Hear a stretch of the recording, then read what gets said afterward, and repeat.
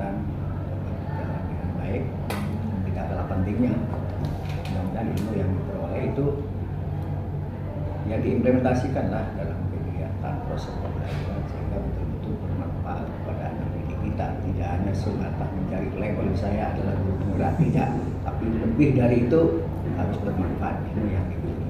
Amin, terima kasih.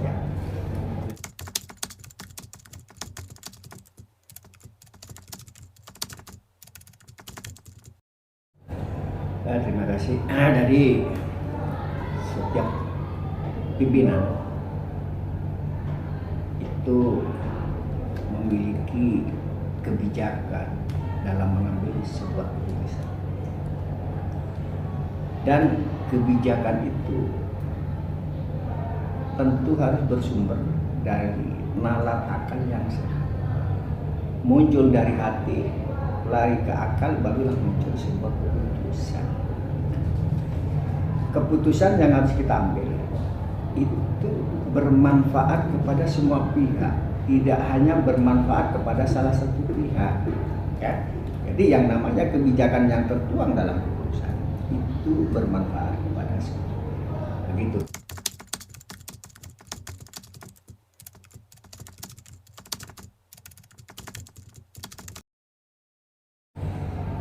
Pertanyaan yang kedua, kalau kita terjemahkan itu dilematis ya. Jadi dilema itu serba kebingungan. Ya kan?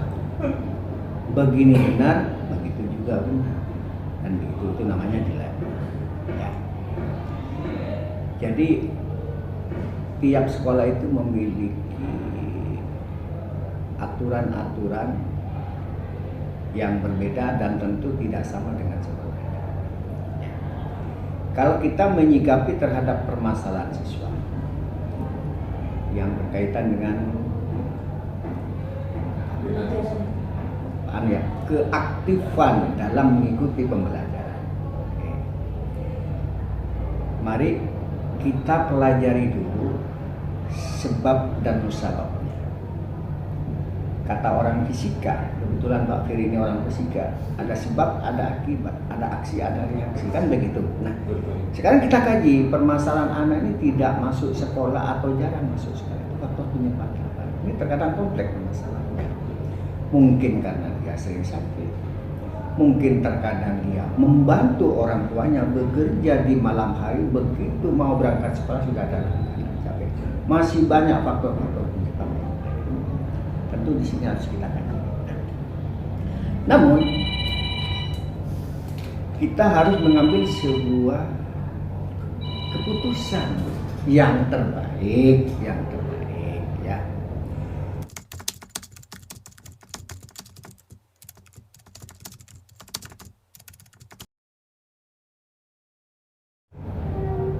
Jadi sebelum kita mengambil keputusan dengan permasalahan yang tadi, ya,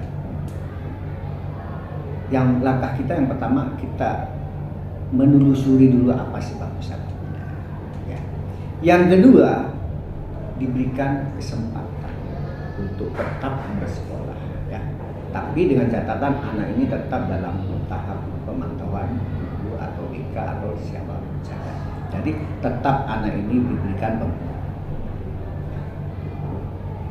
diberikan pembinaan masih tetap tidak stabil masuknya ke sekolahnya, tetap kita berikan pembinaan.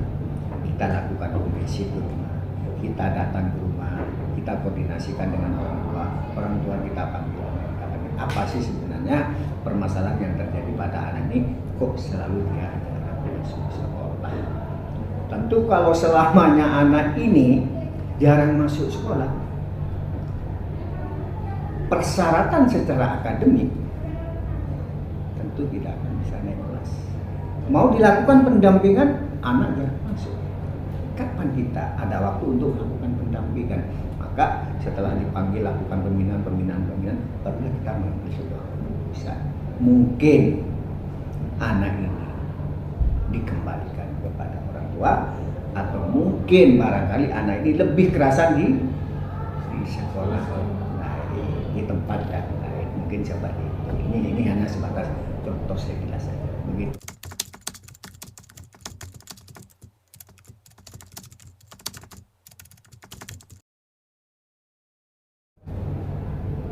kebijakan tertuang dalam keputusan. Kan begitu. Jadi kebijakan itu bermanfaat kepada semua pihak, ya. Tidak merugikan ke satu pihak dan menguntungkan kepada pihak yang lain, tapi tetap menguntungkan kepada semua pihak. Itu langkah awal kita mengambil sebuah keputusan, ya.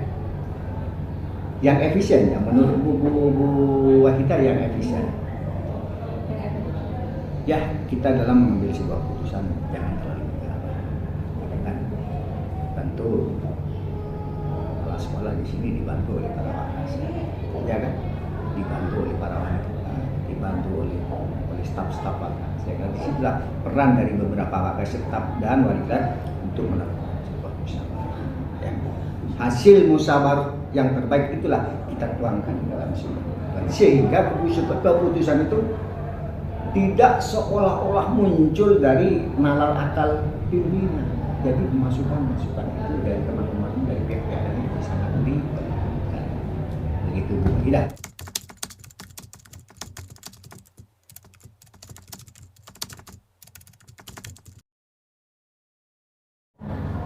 Tantangan dan hambatan pasti ada. Tapi insya Allah hambatan dan tantangan asalkan kita apa istilahnya mau kerjasama dengan sama dijinjing berat sama dipikul, insya Allah tantangan dan hambatan itu pasti akan kita lalui dan akan kita bisa menyelesaikan.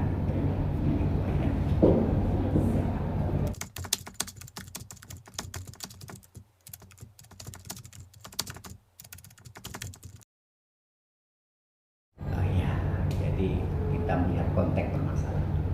Kalau konteks permasalahan itu terlalu prinsip misalnya, ya kita jangan terlalu gampang langsung menentukan keputusan anak ini dikeluarkan. Ya, kita kaji, kita pelajari duduk permasalahan yang terjadi pada anak. Ya, jadi tidak langsung juga mengambil sebuah keputusan. Kita pelajari, kita musyawarahkan, kita mengambil sebuah keputusan bersama yang terbaik. Begitu. Kalau sebuah keputusan yang saya ambil dalam arti ya, tidak terlalu prinsip, tidak terlalu kompleks, dan insya Allah tidak terlalu membuang ya. Tetapi kalau prinsip kompleks, duduk permasalahannya itu kompleks, tentu butuh waktu. Ya. Karena kita manusia bukan malaikat. Iya.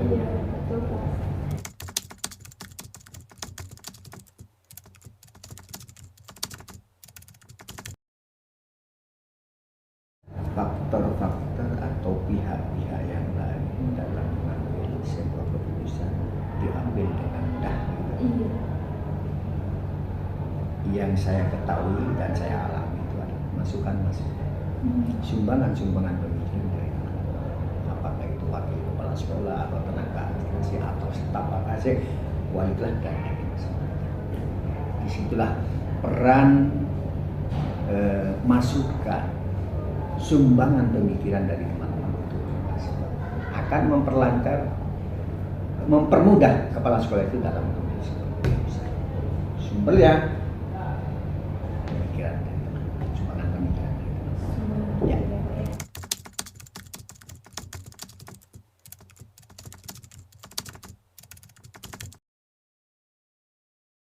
Keputusan itu harus bijak, Iya. tidak memandang identitas. Jadi kita mengambil sebuah keputusan itu jangan memanggil identitas dan jangan berpihak kepada siapapun saja. Kita mengambil sebuah keputusan yang sekiranya dapat menghasilkan sesuatu hal yang baik.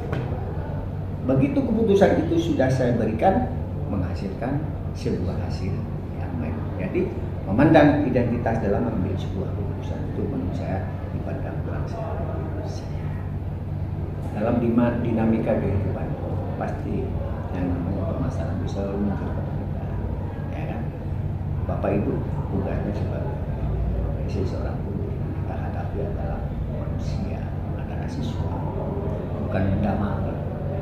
Sedangkan beberapa manusia atau siswa itu memiliki karakter yang berbeda-beda, tingkat kepintaran yang berbeda-beda. Tidak boleh ibu bapak itu menganak-emaskan anak yang pintar.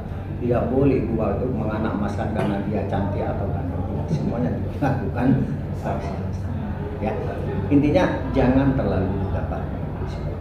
Pelajari dulu permasalahan itu, kita pelajari apa sebenarnya dulu permasalahan, barulah kita membuat sebuah keputusan. Insya Allah kalau kita tidak terlalu gabah dan mempergunakan dengan akal yang sehat, apalagi ada beberapa masukan-masukan dari umat, insya Allah akan menghasilkan sebuah keputusan yang bagus sesuai dengan harapan kita bersama.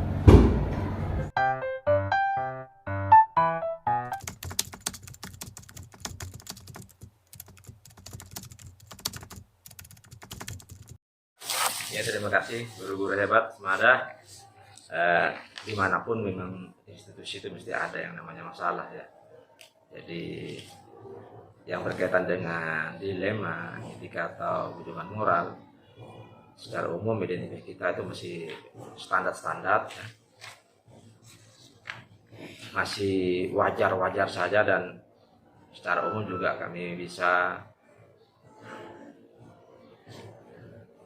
ada jalan keluarnya yang juga secara umum saya katakan win-win solution. Jadi masih taraf-taraf yang alhamdulillah masih bisa kita maksimalkan keputusannya, yang secara umum memang itu bisa dikatakan relatif untuk masalah puasnya, tapi setidaknya kami masih dalam tahap wajar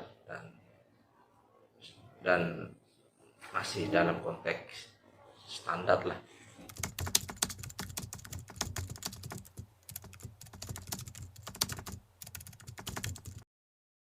Memang tidak mudah kalau seperti itu ya, tapi kebermanfaatan itu memang jadi sesuatu yang menjadi tolak ukur kita secara umum. Meminimkan dampaknya juga, itu juga kami juga perhatikan, karena memang itu sama-sama adu argumen. Yang jelas kita tidak ingin memasukkan unsur subjektif kepentingan pribadi di situ, dan kepentingan umum jelas di atas segalanya. Terus kami juga dengan konsisten merangkul semua yang terlibat di situ untuk diajak bicara ya, dalam situasi yang kita awali. Mindset kita tuh samanya sama-sama ingin kebaikan ya. Dan di endingnya pun juga harus mengandung juga sama-sama kebaikan. Dan bagaimana seorang pimpinan itu dengan jiwa kepemimpinannya bisa meyakinkan yang tadinya itu berharap walaupun tidak terpenuhi menjadi sedikit menerima. Ini memang hal-hal yang konter hati dari seorang pimpinan ya. Dan itu memang juga diasah oleh lamanya kita memimpin, artinya semakin senior juga bisa seperti itu. Tapi memang kata kuncinya jangan ada dusta di antara kita.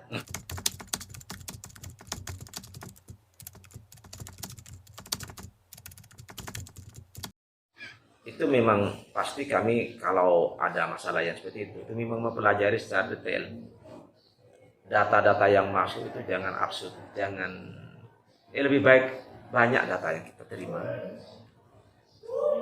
kita olah data secara benar dan kita ajak bicara siapapun yang terlibat dari itu.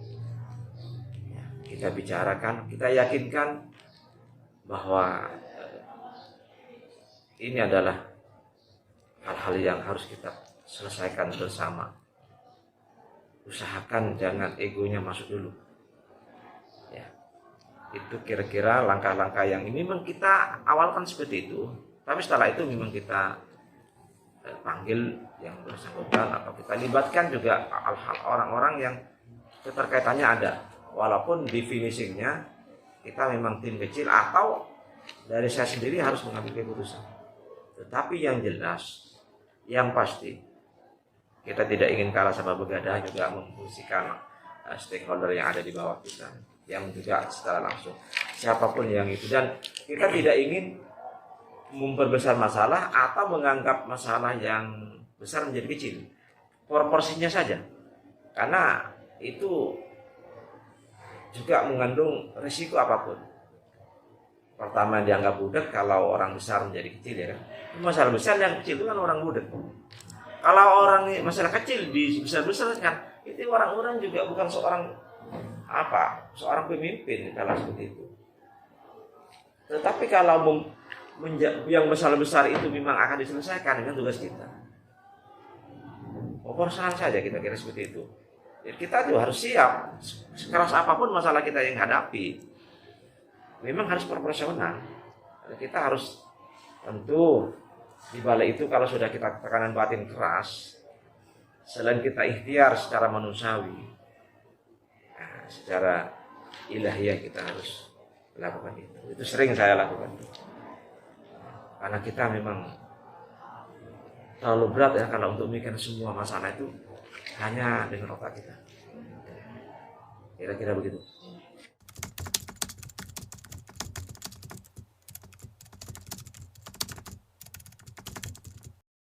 Pada kasus dilema etika yang saya anggap efektif itu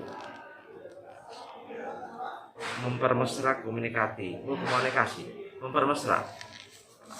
Siapapun orangnya, kalau sudah kita mesrakan, itu ngomongnya enak.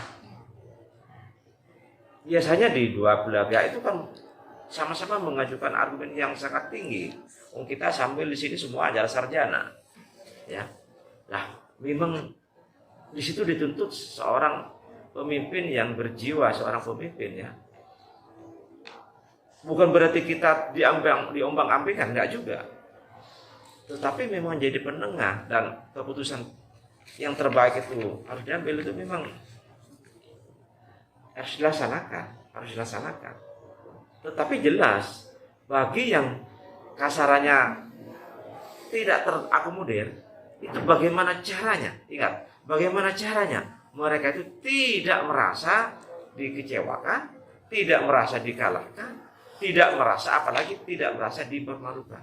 Ini kata kuncinya. Bahkan kalau bisa, memang kita membalikkan menjadi pendukung kita. Sehingga saya memang tidak mau umpamanya gini. Ada memang seorang gaya pemimpin yang begini. Udahlah, yang penting lebih banyak mendukung 70%, 30% tidak mendukung, udah cuekan. Bagi saya enggak enak juga ke saya itu.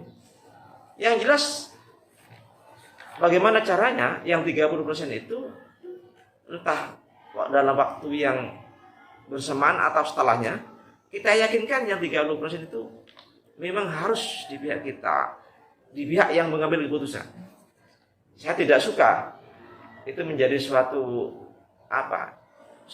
dilema yang masih menggantung.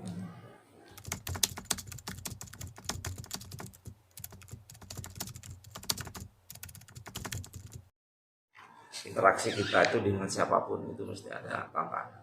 Dengan anak, dengan suami, dengan istri ada tantangan. Tapi kalau kita satu visi, insya Allah. Ya. Secara umum memang tantangan itu yang pertama kalau ada unsur kepentingan individu pribadi itu. Yang kedua, kalau itu berkaitan dengan karakter itu kan sulit ya. Jadi itu karakter TV macam-macam ya kan. Itu sebenarnya bukan berarti kepentingan sendiri, tapi karakter TV itu beda dengan kepentingan pribadi. Karakter TV kan yang memaksakan kehendak calon audien kita.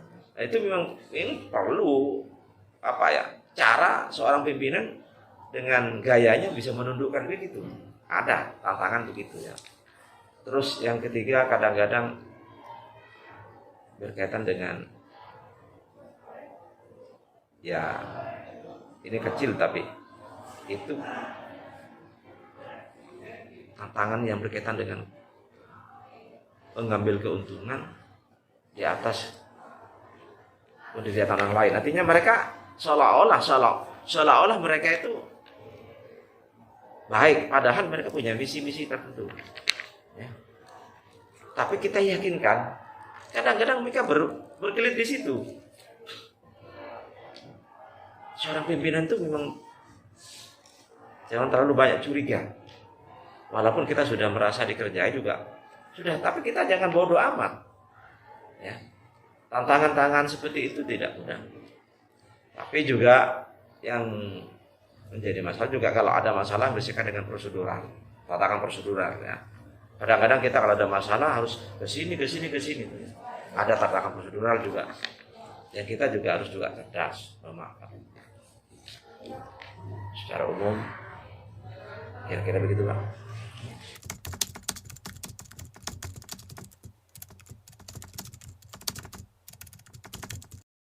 Ya. Secara umum memang hampir semua, walaupun tidak semua juga, itu keputusan saya ambil adalah keputusan setelah melibatkan semua yang terlibat, terutama ring satu saya. Pasti itu dalam segala hal. Nah, biasanya seperti itu. Tata kelola kami yang kita laksanakan itu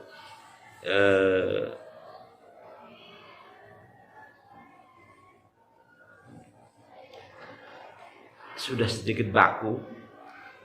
Artinya saya tidak gampang mengambil keputusan, walaupun memang itu mungkin Indonesia terbaik. Pasti saya koordinasi dulu dengan orang-orang. Tata kelola yang kami laksanakan itu seperti itu. Kalau masalah timing, ya memang kadang-kadang ada yang karena tuntutan memang harus cepat. Tapi bagi yang belum bisa diambil keputusan, setidaknya kami tidak mengambangkan, meyakinkan dulu dalam beberapa saat. Saya bilang sehari 2 hari. Kadang-kadang bukan berarti yang bersangkutan itu diambangkan dalam konteks itu tetapi mereka akan ada pemakluman. Ada pemakluman kepada saya bahwa memang itu yang terbaik ya. Dan saya sendiri juga, daripada saya mengambil keputusan yang keliru, itu ya memang kami sedikit minta semacam pengertian untuk menunda sementara. Tapi berarti bukan diambangkan, itu bahaya. Secara umum memang lebih cepat lebih baik ya. Tapi tergesa-gesa ya juga tidak bagus, Pak. Prinsipnya kami juga harus tuntas. Kata tuntas ini sesuatu yang diusahakan betul, itu tercapai ya. Tentu ketuntasan ini diusahakan kita tadi sama-sama menyenangkan, sama-sama memuaskan ya.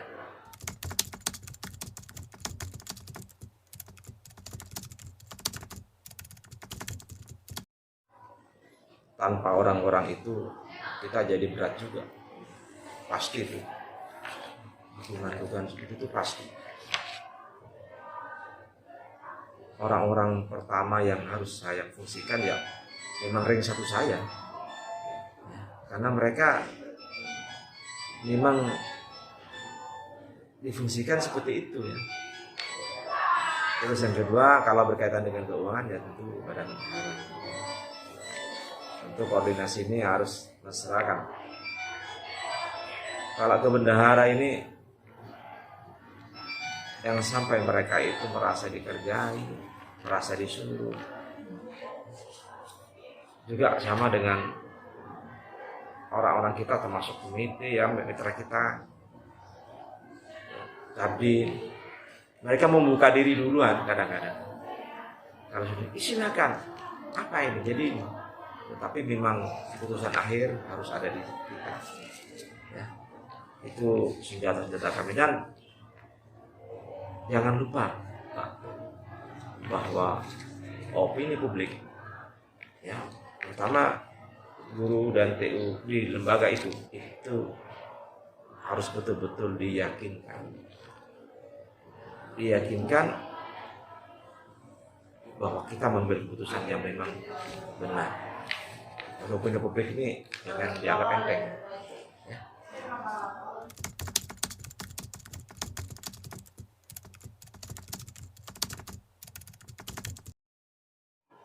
Ya tentu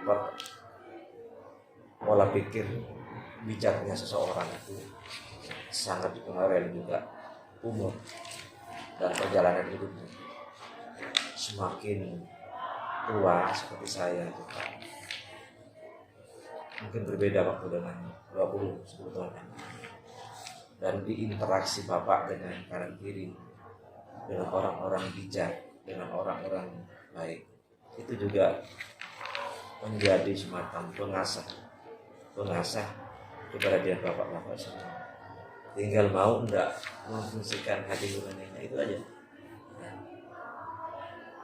Dan sepintar apapun seorang pimpinan, sepintar apapun, kalau kurang memfungsikan orang-orang terbaiknya, akan kesulitan. Dan meyakinkan orang-orang bawahannya, artinya di opini publik tadi, itu menjadi ketenangan apapun dalam mengambil keputusan. Tentu diasahlah terus untuk selalu berinteraksi. Insya Allah kebijakan itu akan muncul dengan sendirinya. Abang, Mbak, Masnya sudah ada di komunitas seperti ini. Tinggal bagaimana nanti. Dan ini calon pemimpin itu sebenarnya sudah didesain menjadi seorang pemimpin. Karena tidak mudah. Dan ini bahan-bahan menjadi peningkat semua yang kita idealkan itu tadi.